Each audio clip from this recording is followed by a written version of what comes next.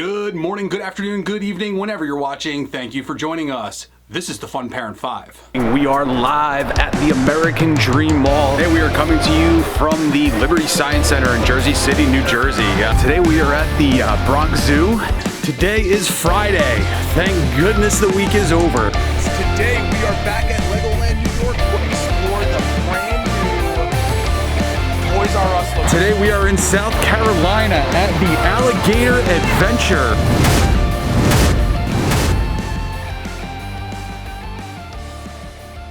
Hello and welcome to the Fun Parent 5, where I will be delivering 5 tips or tricks in less than 5 minutes on a specific topic. This topic is going to be around booking a large group trip to Walt Disney World. Just to give you guys a little context into this video, if you guys are watching this as it came out, we are currently in Walt Disney World right now on a 10-day trip with 22 people that I started planning about a year ago. So these are the 5 little tricks that I feel are the most important things that you need to take into consideration when booking a trip to Walt Disney World with a large group of people. If you guys would like a more longer form video on these topics to kind of go into a lot more of the detail behind what we actually did, drop a comment down below and let me know if that's something that you guys would be interested in, and I could probably make that happen when we get back from the trip to not only show you guys kind of what we did for the planning perspective, but also how it worked out once we were in the parks. So without further ado, let's drop a timer down there and let's get right into it. So tip number 1 is going to be plan early and plan frequently. I cannot stress the importance of this for any type of Disney vacation, but especially when you're planning with a large group of people. You have to book not only hotel rooms, but airfare, ground transportation, dining reservations, park pass reservations, and then even starting to think along the lines of how you guys are going to manage Lightning Lane and Genie Plus while you're in the parks. This is all stuff that's hard enough to do when you have a party of 4. Imagine trying doing it with a party of 22.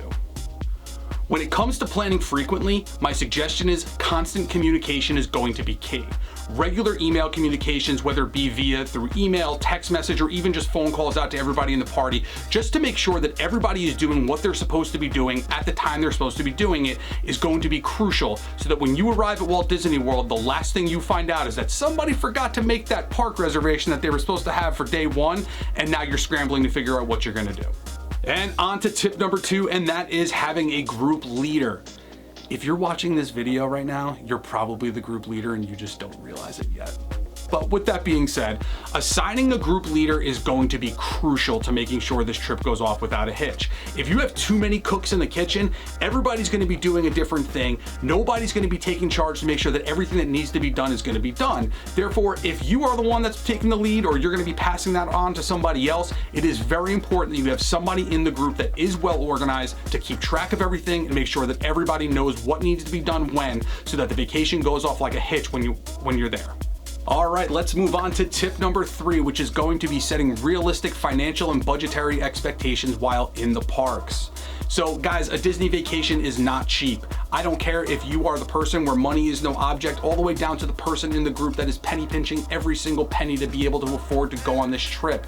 It is very important that if you are the team leader, you are setting a realistic expectation with the group on what extra costs are going to come up when you guys are there, and also make sure that everyone is aware of what these costs are and why it either is going to help them, or why if they opt out of paying for some of these things, it could potentially affect the group. You are not the one that's going to be dictating to them what they're going to be spending their money on, so it's important that you try to make this as comfortable an experience for everybody coming, so that everybody has the same great experience. All right, and now we're going to move on to tip number 4, which is packing your patience and flexibility. This is going to be just as important when you're actually on the vacation as it is during the planning process in the beginning. I cannot tell you how many phone calls, emails, text messages, in-person freakouts I got from people that are coming on this trip, where at first they maybe weren't happy with the reservations that we booked for what hotel we chose, or maybe the dining reservations didn't fall within the time frame of when they like to eat. All of this stuff is going to come up. You have 22 people, which with very, very, very different dynamics as far as personalities go. Some people are okay with having absolutely no care in the world for what we do. Other people are going to want to micromanage every little step of the process. My suggestion is, if you are the one helping plan this trip, have your patience, make sure you're being flexible, and trying to make sure that everybody is prepared to have the best time possible. And last but not least, number 5 is going to be working with a travel agent.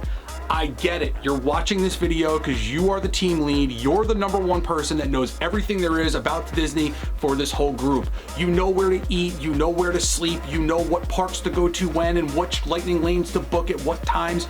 That's not what we're talking about here. What we're talking about in particular is all the background stuff that you don't realize goes into booking a large Disney vacation.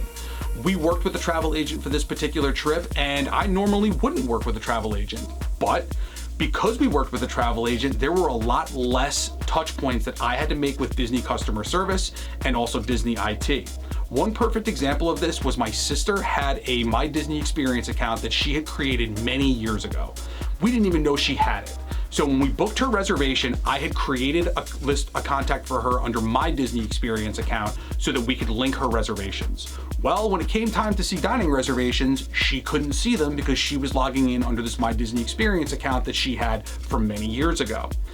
If I didn't have a travel agent that could simply call and get this stuff taken care of for me, I would have spent countless hours on hold with Disney IT. And fortunately for me, I was able to just pass it off to her and let her deal with it. It's also very important to note that you do not pay for having a travel agent. There is no additional charge to you to have it, and it makes a world of difference when it comes to making sure that 22 people are getting where they're supposed to be.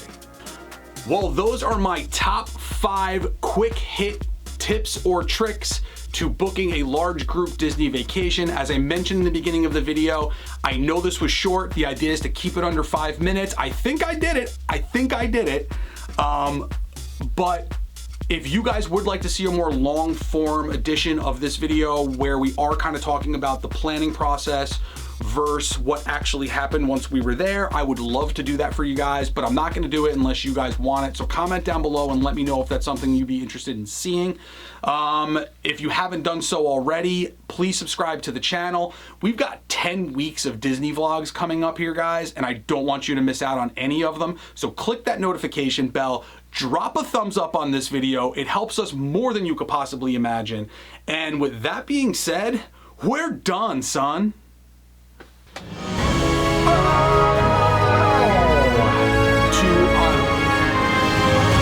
gonna have somebody who's kind of using.